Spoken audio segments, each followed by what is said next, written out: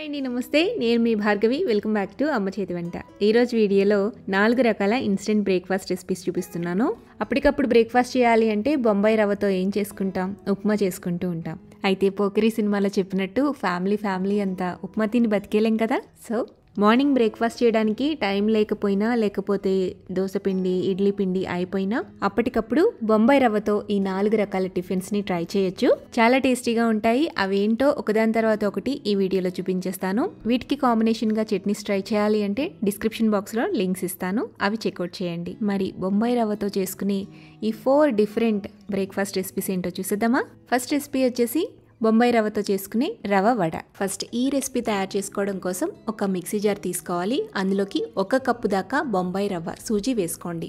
అలాగే అదే కప్పుతో 1/2 కప్పు దాకా అటుకులు కూడా వేసుకుని వీటిని మెత్తగా పిండిలాగా బ్లెండ్ చేసుకోండి. ఇలా బ్లెండ్ చేసుకున్న పౌడర్ని ఒక మిక్సింగ్ బౌల్లోకి తీసుకోవాలి. ఇప్పుడు ఇందులోకి మనం ఏ కప్పుతో అయితే బొంబాయి రవ్వ తీసుకున్నామో అదే కప్పుతో 1 కప్పు దాకా పెరుగు వేసుకోండి. వడలు రుచిగా రావాలి అంటే పెరుగు అనేది బాగా పులిసిపోయి ఉండకూడదు, అలాగని చప్పగాను ఉండకూడదు. మీడియంగా ఉంటే వడలు టేస్టీగా కుదురుతాయి అన్నమాట.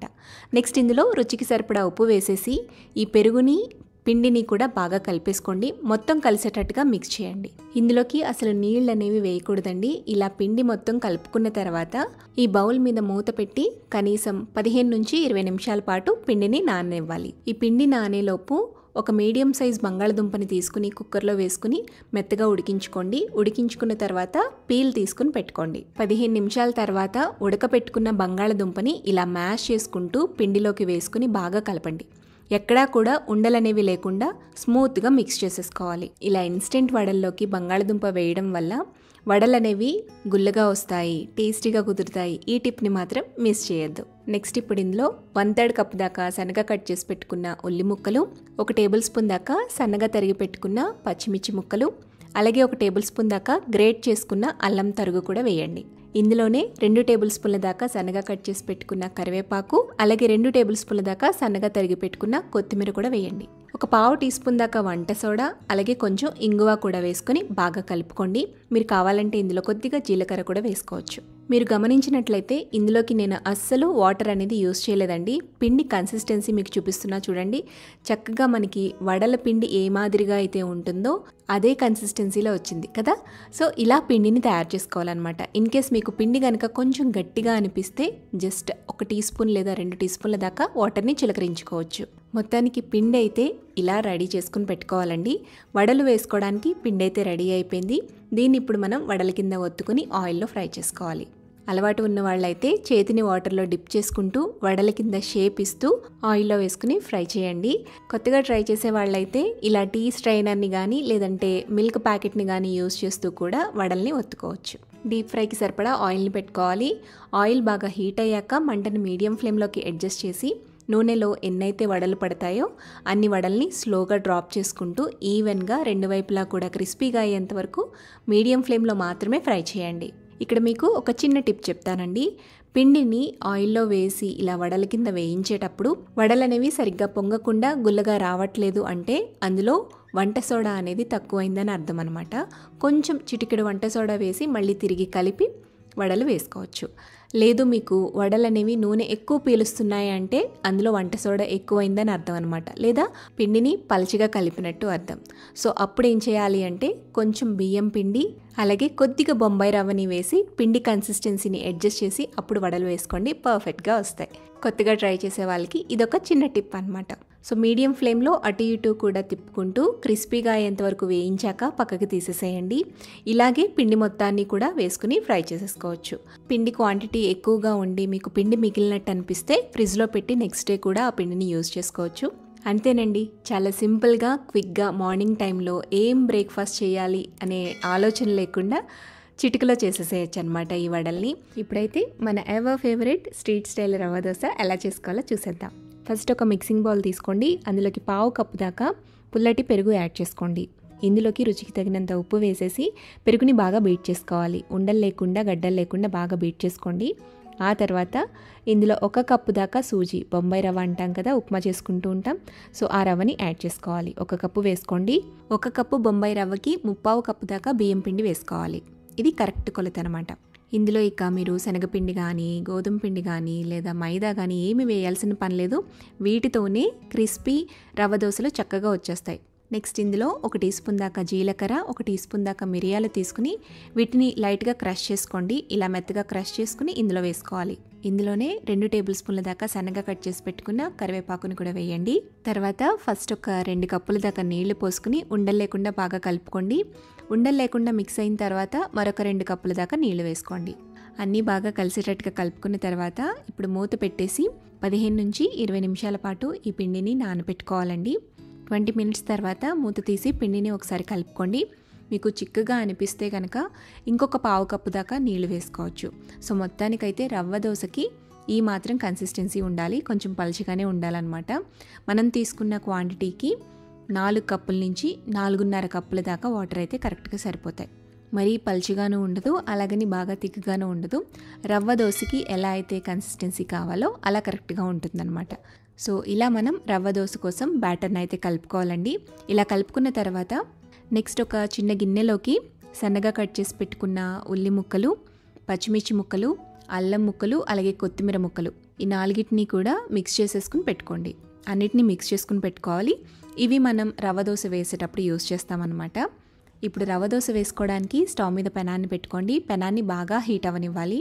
పెనం బాగా వేడెక్కిన తర్వాత దీనిపైన జస్ట్ ఒక 2 to 3 డ్రాప్స్ దాకా ఆయిల్ వేయండి. ఆయిల్ వేసాక ఉల్లిపాయని తీసుకుని బాగా ఈ పెనానికి రుద్దండి.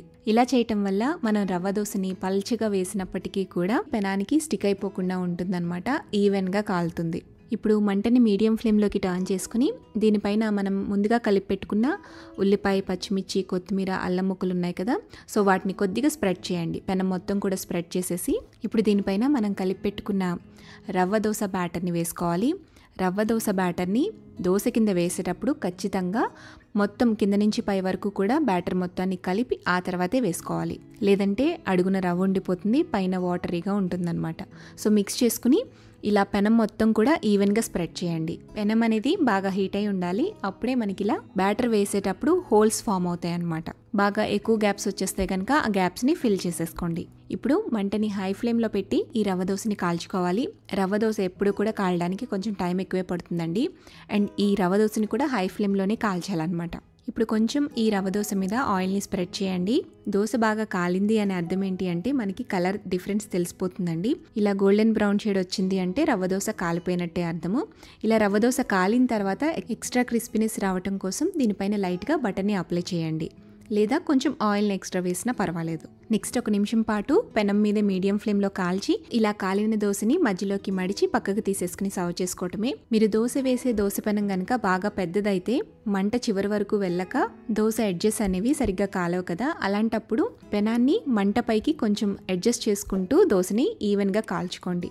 ఇలా ఇక్కడ వీడియో క్లిప్లో చూపిస్తున్న విధంగా ప్యాన్ని మంట పైన అడ్జస్ట్ చేస్తూ కాల్చడం వల్ల సెంటర్లో మాత్రమే ఓవర్గా కుక్ అవ్వకుండా దోశ అంతా కూడా ఈవెన్గా కాలుతుంది. సో ఇదే ప్రాసెస్లో నేను చెప్పిన టిప్స్తో రవ్వ దోశ బ్యాటర్ మొత్తాన్ని కూడా ఎన్ని దోశలు కావాలంటే అన్ని దోశలు ఈజీగా వేసేసుకోవచ్చు. మనం ఈ బ్యాటర్లో ఆనియన్స్ యాడ్ చేయం కాబట్టి ఈ రవ్వ దోశల బ్యాటర్ని ముందు రోజు నైటే ప్రిపేర్ చేసేసుకుని ఫ్రిడ్జ్లో పెట్టుకుని నెక్స్ట్ డే మార్నింగ్ కూడా వేసుకోవచ్చండి. అలా వేసుకున్నా కూడా దోశలు చక్కగా వస్తాయి. ఇంట్లో రవ్వ దోశలు చేసినప్పుడు ఫెయిల్ అయ్యే వాళ్ళు ఇలా నేను చెప్పినట్టుగా ఒకసారి ట్రై చేయండి.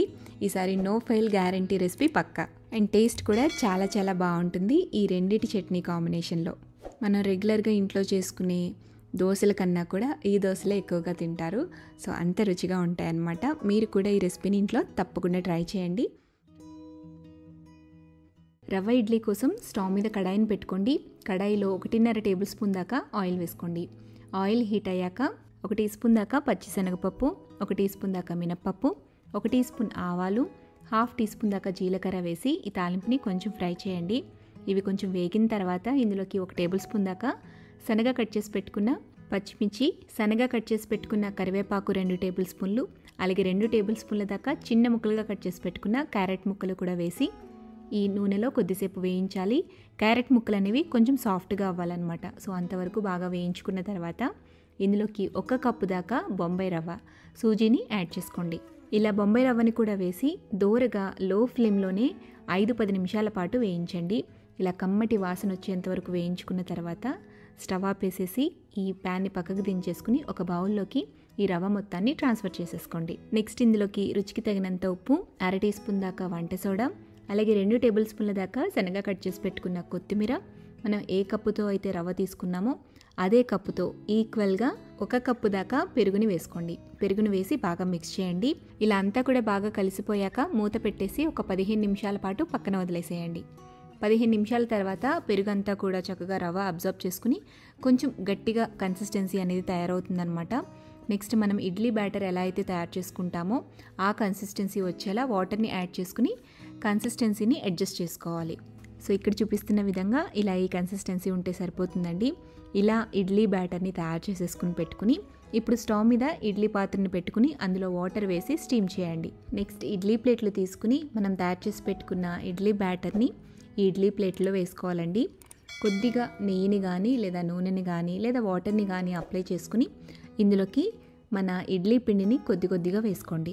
ఎన్ని ఇడ్లీలు అయితే కావాలో అన్ని ఇడ్లీల్ని ఇలా ప్లేట్లో అరేంజ్ చేసేసుకున్న తర్వాత వీటిని మనం స్టీమ్ చేసుకోవాలి. మిగిలిన బ్యాటర్ని ఫ్రిడ్జ్లో పెట్టుకుని నెక్స్ట్ డే కూడా యూజ్ చేసుకోవచ్చు. ఇడ్లీ పాత్రలో వాటర్ మరిగి ఇలా ఆవిరి వస్తున్నప్పుడు ఇడ్లీ ప్లేట్స్ని సెంటర్లోకి పెట్టి మూత పెట్టి మంటని మీడియం ఫ్లేమ్లో ఉంచి ఒక 15-20 నిమిషాల పాటు ఉడికిస్తే ఇడ్లీలు రెడీ అయిపోతాయండి. సో 15 to 20 మినిట్స్ తర్వాత మూత తీసి చక్కగా ఇడ్లీని బయటకు తీసుకుని సర్వ్ చేసేసుకోవచ్చు. మనం రెగ్యులర్గా ఇంట్లో చేసుకునే ఇడ్లీ మాదిరిగానే ఈ రవ్వ ఇడ్లీ కూడా ఫ్లఫీగా, స్పంజీగా, చాలా సాఫ్ట్గా వస్తాయండి. సో ఇడ్లీలు తుంచి చూపిస్తుంటేనే మీకు అర్థమైపోయి ఉంటుంది ఎంత పర్ఫెక్ట్ రవ్వ ఇడ్లీ రెడీ అయింది అనేది. సో హోటల్ స్టైల్ రవ్వ ఇడ్లీ చేసుకోవడం చాలా తేలికండి. ఈ ఇన్స్టెంట్ రవ్వ గుంత పొంగనాలు తయారు చేసుకోవడానికి మిక్సింగ్ బౌల్ తీసుకోండి. అందులోకి 1 కప్పు దాకా బొంబాయి రవ్వ వేసుకోండి. ఇక్కడ నేను సన్నటి బొంబాయి రవ్వ తీసుకుంటున్నానండి. అదే మీ ఇంట్లో కనుక కొంచెం లావుగా ఉండే బొంబాయి రవ్వ కనుక ఉంటే మిక్సీలో 2-3 పల్సులు ఇచ్చి ఆ తర్వాత రవ్వని గిన్నెలోకి వేసుకోండి. ఈ బొంబాయి రవ్వలో 1/2 కప్పు దాకా బాగా సన్నగా కట్ చేసి పెట్టుకున్న ఉల్లి తరుగు వేయండి. అలాగే కారానికి తగ్గట్టుగా 2 నుంచి 4 పచ్చిమిర్చిని ఇలా సన్నగా కట్ చేసుకుని వేసుకోండి. ఒక మీడియం సైజ్ టమాటాని చిన్న ముక్కలుగా కట్ చేసుకుని వేసుకోండి. ఇందులోనే 1/2 కప్పు దాకా తురుముకున్న క్యారెట్ని వేసుకోవాలి. అలాగే 2 టేబుల్ స్పూన్ల దాకా చిన్న ముక్కలుగా కట్ చేసి పెట్టుకున్న క్యాప్సికమ్ ముక్కలు కూడా వేయండి. ఇప్పుడు ఇందులోని సన్నగా తరిగి పెట్టుకున్న కొత్తిమీర 2 టేబుల్ స్పూన్ల దాకా వేసుకోవాలి. అలాగే రుచికి తగినంత ఉప్పు, ఒక 1/2 టీ స్పూన్ దాకా వంట సోడా కూడా వేసేసి వీటన్నిటిని కూడా బాగా కలపండి. ఇప్పుడు ఒక 1/2 కప్పు దాకా పెరుగుని వేసి ఒకసారి కలుపుకుని కొంచెం కొంచెంగా నీళ్లు వేసుకుంటూ ఇక్కడ చూపిస్తున్న విధంగా ఈ కన్సిస్టెన్సీ వచ్చేంత వరకు కలుపుకోవాలి. పొంగనాలకి పిండిని ఇలా కలుపుకున్న తర్వాత మూత పెట్టేసి ఒక 5 మినిట్స్ పాటు పక్కన వదిలేసేయండి. రవ్వ అనేది ఆల్రెడీ కొంచెం నానిపోయి ఉందండి. ఇలా నానిన తర్వాత కొంచెం బిగుసుకుంటుందన్నమాట. ఆ తర్వాత మళ్ళీ కొంచెం నీళ్లు పోసి కన్సిస్టెన్సీని అడ్జస్ట్ చేసుకోవాలి. ఇలా అయినా మీరు డైరెక్ట్గా పొంగనాల కింద వేసేసుకోవచ్చు. బట్ ఈ పొంగనాల రుచి మరింత పెరగడం కోసం కొద్దిగా తాలింపు వేసుకుందామండి. తాలింపు కోసం స్టవ్ మీద చిన్న గిన్నె పెట్టుకుని అందులోకి 1/2 టేబుల్ స్పూన్ దాకా ఆయిల్ వేసుకోండి. ఆయిల్ హీట్ అయ్యాక కొద్దిగా ఆవాలు, అలాగే జీలకర్ర, కొంచెం ఇంగువ, అలాగే 1/2 టీ స్పూన్ పసుపు కూడా వేసేసి సన్నగా కట్ చేసి పెట్టుకున్న కరివేపాకుని కూడా 1 టేబుల్ స్పూన్ దాకా వేసేసి వేయించండి. ఈ తాలింపు దోరగా వేగిన తర్వాత మనం కలిపి పెట్టుకున్న ఈ పొంగనాల పిండిలోకి వేసేసుకుని బాగా కలుపుకోవాలి. మొత్తానికి పొంగనాల పిండి కన్సిస్టెన్సీ ఇలా ఉండాలండి. ఇలా ఉంటే పర్ఫెక్ట్ పొంగనాలు తయారు చేసేసుకోవచ్చు. ఇప్పుడు స్టవ్ మీద అప్పం ప్యాన్ పెట్టుకోండి. ప్యాన్ని హీట్ చేసుకున్న తర్వాత గుంతల్లోకి కొద్దిగా ఆయిల్ని వేసుకోండి. ఒక్కొక్క టీ స్పూన్ దాకా ఆయిల్ వేసుకుని ఆయిల్ హీట్ అవ్వనిచ్చి ఆ తర్వాత మనం కలిపి పెట్టుకున్న గుంత పొంగనాల పిండిని ఒక్కొక్క టేబుల్ స్పూన్ దాకా వేసుకుని మూత పెట్టి మీడియం ఫ్లేమ్లో ఒక 2 మినిట్స్ పాటు ఉడికించండి. 2 మినిట్స్ తర్వాత రెండో వైపుకి ఫ్లిప్ చేసుకుని మరొక టీ స్పూన్ దాకా ఆయిల్ని గుంతల్లో వేసుకుని రెండు వైపులా కూడా ఈవెన్గా వేగేంత వరకు 2 నుంచి 3 నిమిషాల పాటు తిప్పుకుంటూ రౌండ్గా వచ్చేలాగా వేయించుకోండి. ఇలా 2 సైడ్స్ కూడా కొంచెం క్రిస్పీగా అయ్యేంత వరకు మీడియం ఫ్లేమ్లో పెట్టుకుని బాగా రోస్ట్ చేసుకున్న తర్వాత వీటిని పక్కకు తీసేసి మళ్ళీ నెక్స్ట్ బ్యాచ్ కింద కొద్దిగా ఆయిల్ వేసి ఆ తర్వాత పిండిని వేసి కాల్చుకోండి. ఇలాగే పిండి మొత్తాన్ని కూడా గుంత పొంగనాల కింద వేయించేసుకుని పక్కకు తీసుకుని మనం తయారు చేసుకున్న చట్నీతో సర్వ్ చేసేసుకోవటమే. సో డీప్ ఫ్రై చేసే పని లేకుండా ఇలా షాలో ఫ్రైతోనే క్రిస్పీగా పునుగుల్ని తయారు చేసుకోవచ్చు. సో టేస్టీగా, సింపుల్గా, క్విక్గా అయిపోయి హెల్దీ బ్రేక్ఫాస్ట్ అయితే తయారు చేసేసుకున్నాం కదా. నెక్స్ట్ టైం మీరు ఇన్స్టెంట్గా బ్రేక్ఫాస్ట్ చేయాలి అంటే ఈ రెసిపీని ఇంట్లో ట్రై చేయండి. ట్రై చేశాక మీకు ఎలా కుదిరిందో మీ ఫీడ్బ్యాక్ని నాతో కింద కామెంట్ సెక్షన్లో షేర్ చేయండి. వీడియో నచ్చితే లైక్ చేయండి, మీ ఫ్రెండ్స్కి, రిలేటివ్స్కి షేర్ చేయండి. మరిన్ని టేస్టీ, సింపుల్, క్విక్ రెసిపీస్ కోసం అమ్మ చేతి వంట ఛానల్ని సబ్స్క్రైబ్ చేయండి.